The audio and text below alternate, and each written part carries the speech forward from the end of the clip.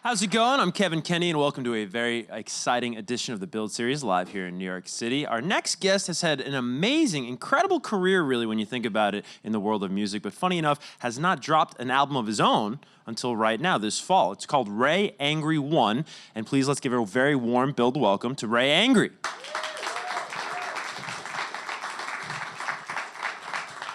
Now, we are just moments away from welcoming Ray out here on the Build stage, but first, I want to give you at home a look inside the making of this album. Cool behind-the-scenes video we have right here. This has been an experience that I will not forget anytime soon.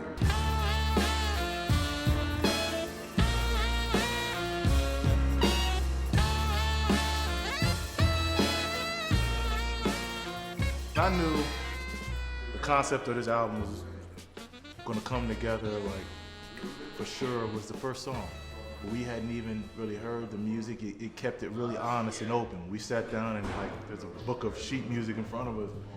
But the way the first song happened. The writing on the album sounds like all the different parts of Ray. There's elements of all the things that he's involved in. There's hip hop, there's R&B, there's jazz. It's an amazing experience. Like I think I want to record the tape from now on.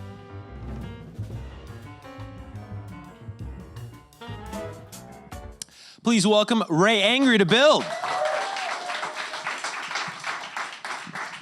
How are you, sir? Man, I'm excited to be here. I'm excited to talk to you. Yeah. This is it's an interesting situation of sorts, an interesting journey you've been on in this career. Yeah. I alluded at the top, just a resume that artists can only dream of, musicians can only dream of, but yet here we are, fall 2018, dropping your first solo effort, your first solo album. Why was now the time for all this? I think this was the time to say something. You know, I think I work with so many great artists, you know, and I've played on so many great records. And I think working with the Roots probably caused it to happen because I was working with Steve Mandel, who basically was like, man, how come you don't have a record? And I was like, I don't know. You know, I was just happy just playing with artists and you know, having fun on the road, you know. And so I just got a challenge to make this record. And it's really weird because my parents passed away, and then I got an opportunity to make this record with JMI, and it's sort of, I don't know, it was the right time, you know, and everything just sort of came out, you know, the music, everything just happened really quickly. You know? Was an album always in the plans for you, or you just said, you know, you're having a great time just, you know, again, making a living playing music, which is kind of a dream in and of itself. Yeah. Did you always want to make an album, or was it just, what was the goal when you started making music? The goal when I was making music was to just be amongst the greats in terms of, you know, piano players. I mean, I was always a huge fan of Art Tatum and Mogu Miller and so many heroes. And I think I don't know, man. I just felt like I needed to do this, you know? Yeah. You know, I don't know.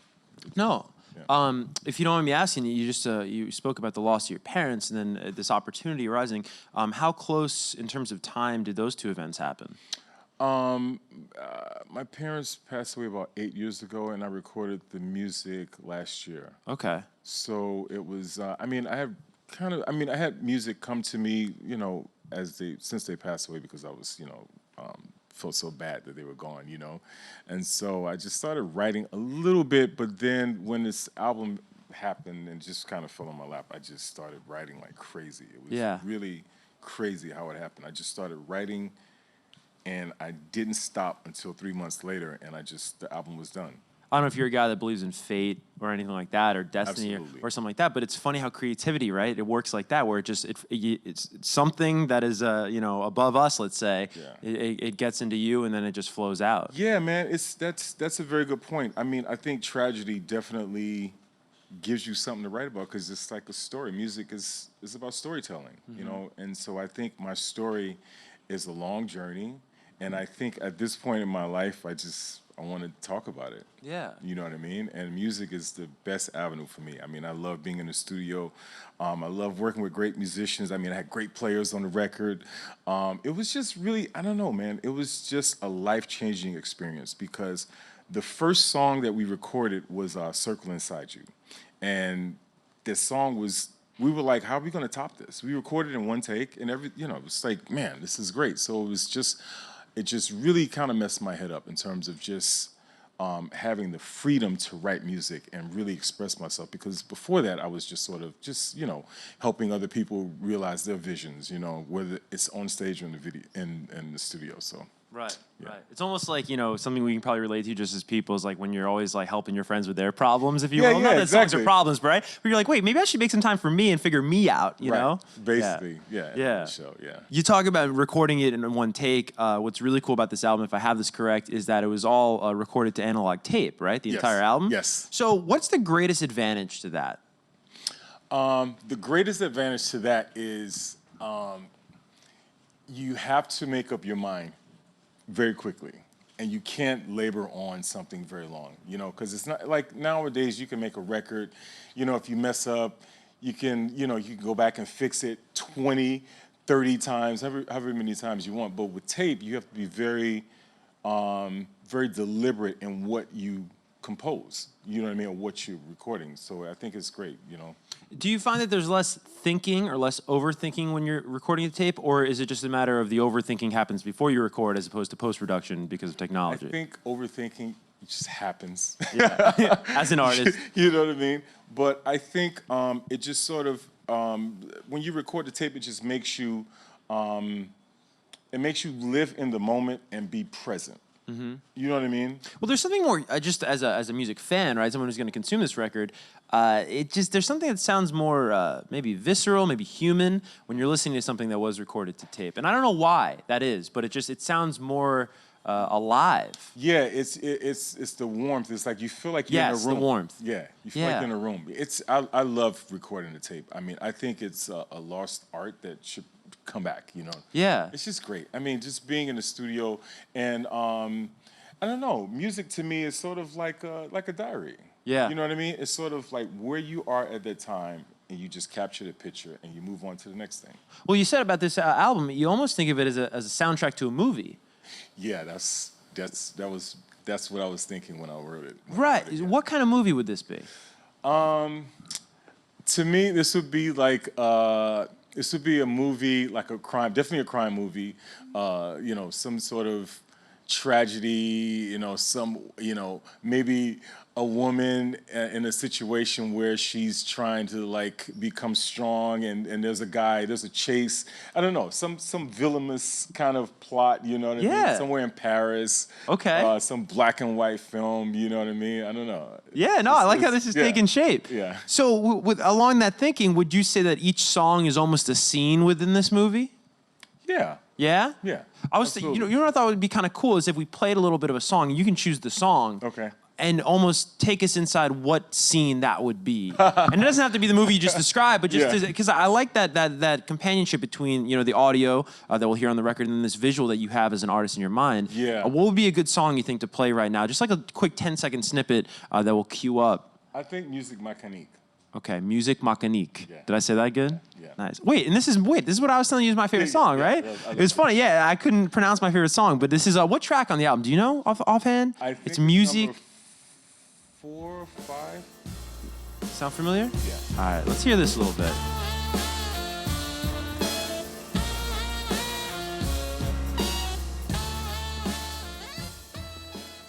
All right, so that gives you a little flavor there. You guys can appreciate that. So I was saying backstage, I was ready for like Jay-Z to hop on that. I just love the vibe there. It reminds me of like American Gangster or something like that. Yeah. But yeah, when you hear that, what scene is painted in your mind as the artist that made it?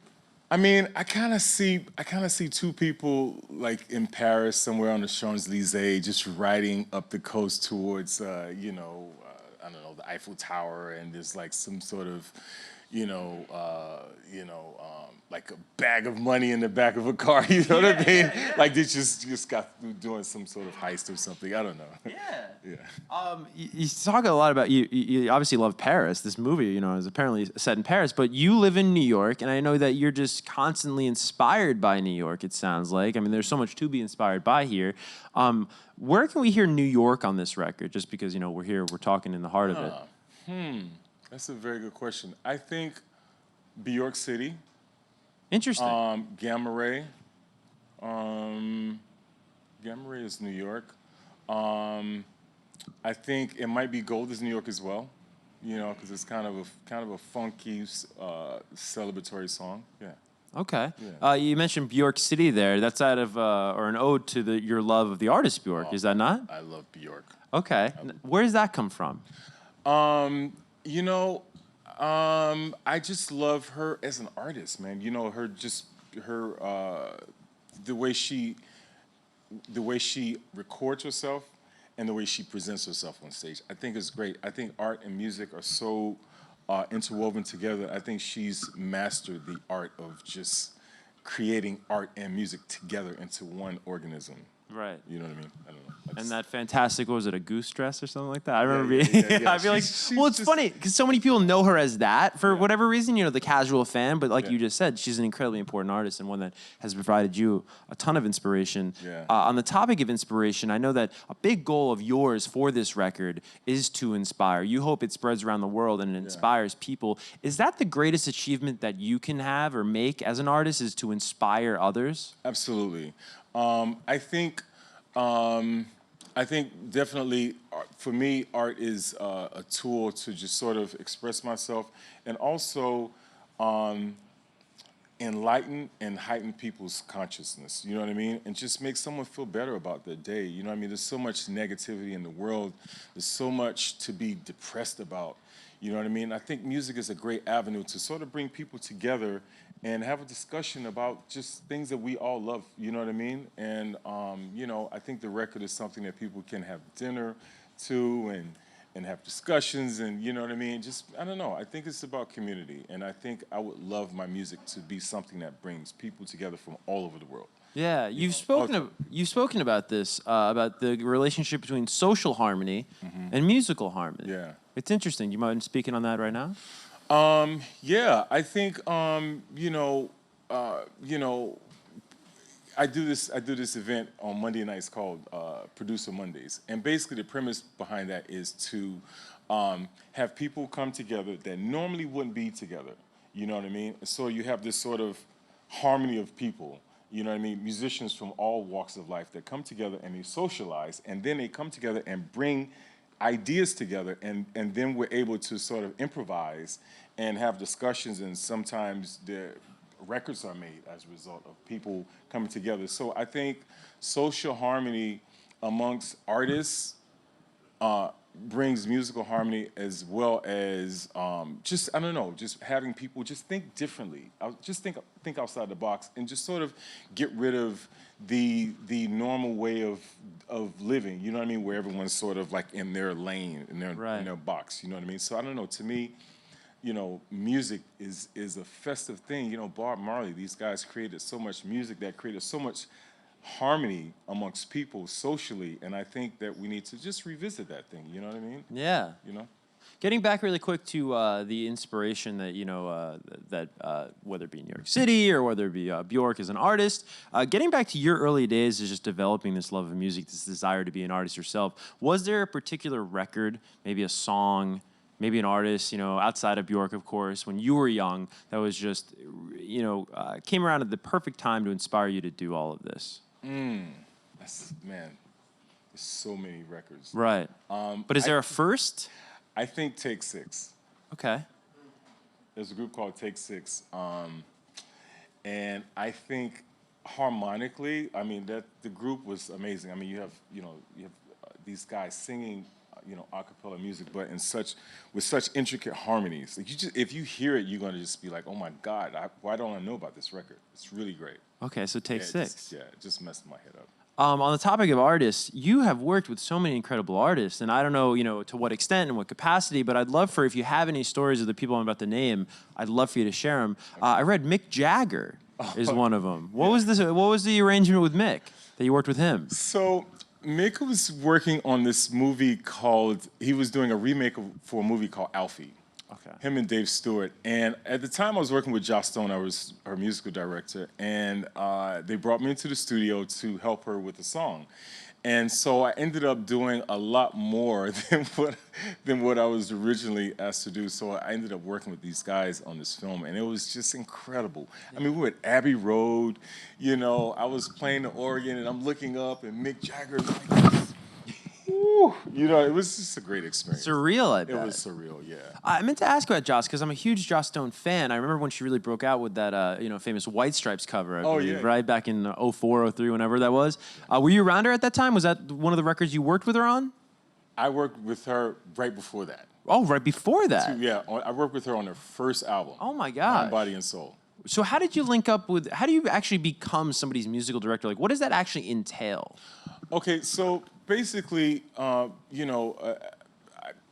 was working with the Roots. Like, I just moved to New York, and I don't know how I got connected with the Roots, but they were doing a bunch of sessions, and one of those sessions was Joss Stone.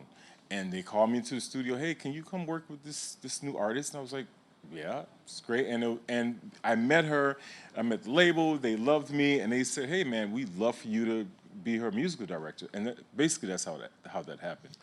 Wow. But as a musical director, you sort of, you're making sure that the record sounds like the record when people hear it live. Yeah. You know what I mean? Yeah. So, it makes the life of the artist easier and the record label easier as well, Did you ever hear the story how Tom Cruise is like this massive Joss Stone fan?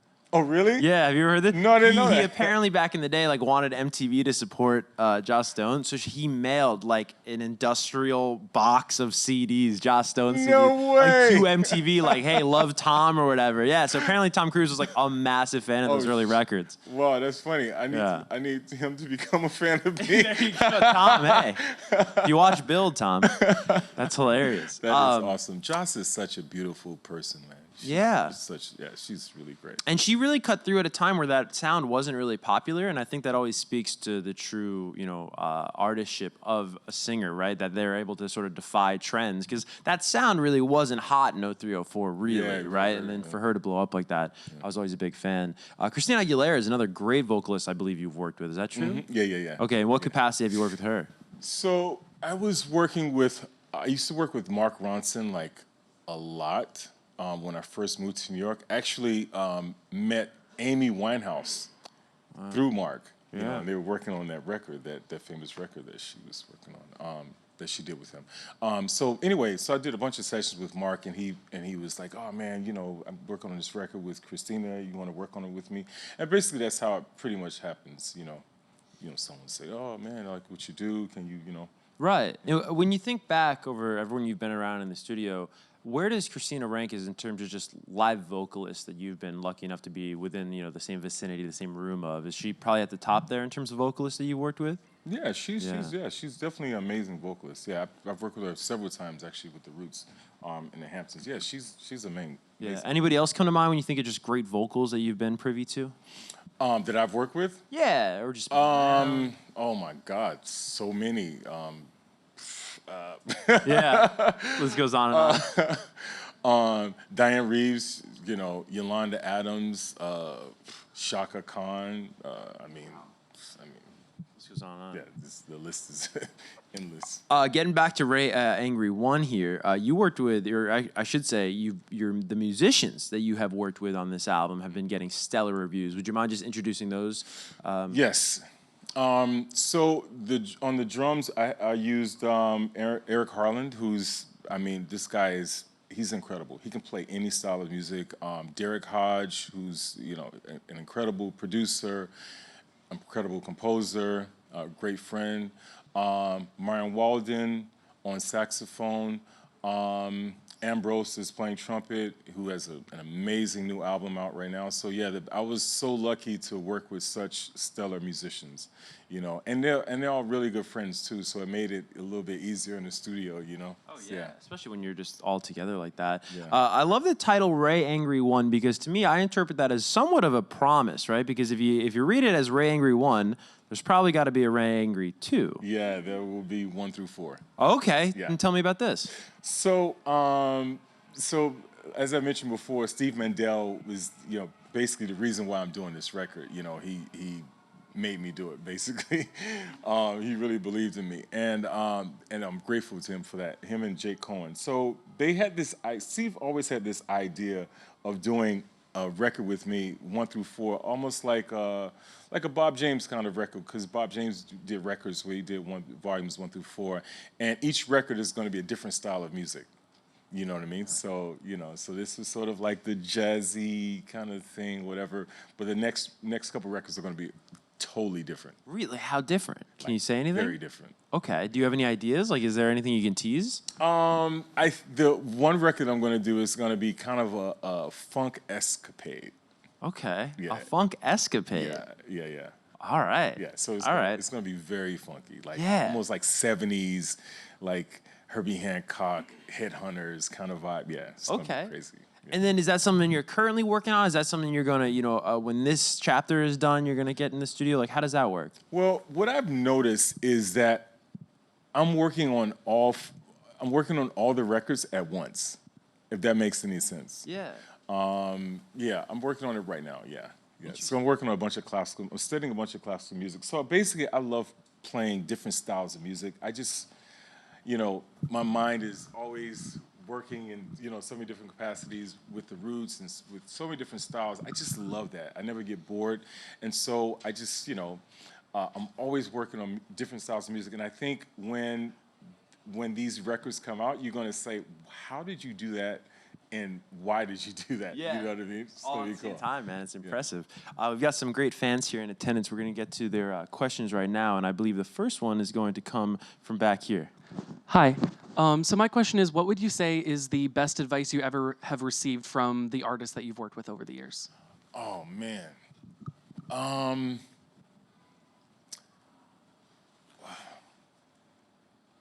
That's a very good question because I've gotten so many great, things from different people. I think the one thing that stands out is McCoy Tyner. One time when I was talking about moving to New York, he said to me, "Be careful when you go to New York. Stay focused." I think that's the most important thing that someone said to me is to stay focused. And and having done this record, staying focused is more important now, more so than ever. As a creative person, just always being creative and just getting rid of all distractions because it's so easy to get off your path. You know what I mean? So I think staying focused is probably the most important. All right, second question will come from right over here. I wanted to know, how do you convey your emotions through music? Like, is there a certain instrument that stands for a certain purpose to you, or? That's a very good question. You know why? Because when I was writing this music, I wanted to evoke certain emotions with each song.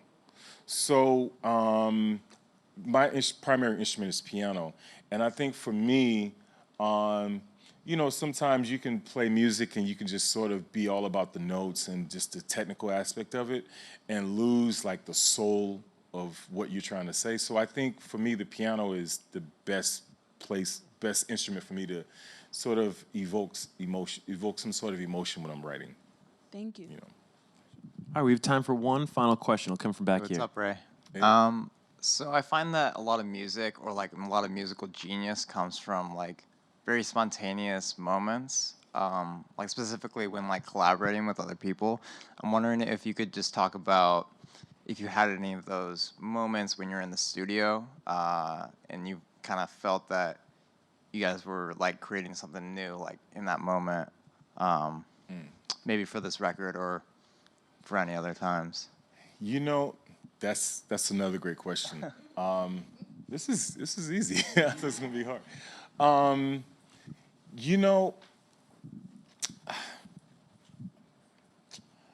I think the best way I'll answer that is I think one time I was in a studio and I was working on a record for Blue Note and I was with two friends, two songwriters, and I was like, oh man, I gotta work on this song. And as I'm talking to them, like almost like the song hits me in the face and I just start playing. And I literally, I start playing for like 2 minutes. By the time I was done, the song is done. Like when I work with the Roots, a lot of times when I work with Questlove, he and I work together quite a lot, work on so many different projects with him. And a lot of times you have to be fast, work at NBC as well. So you have to be quick. You can't think, you know what I mean? So you have to be in the moment. And a lot of times with him, I'm just so in the moment that, you know, I did a song with him called A Piece of Light. It's on a Roots record called Here I Go, How I Got Over. And it's the first song. And I literally wrote that song in 5 minutes. I played it from beginning to end. And by the time I was done, the song was done. And we were just adding vocals to the song by that point. Oh my God. Yeah, I work pretty fast. I mean, I'm pretty inspired. Like, you know, I don't know. For me, that's the best thing ever. You know, just being in the moment. Yeah. Very cool. Yeah. All right. Cool. Well, Ray, unfortunately, we're out of time. But the record, most importantly, Ray Angry One, is out and available everywhere. Thank you so much for stopping by, Ray, and thank you at home for watching. Thank We'll you. talk to you soon.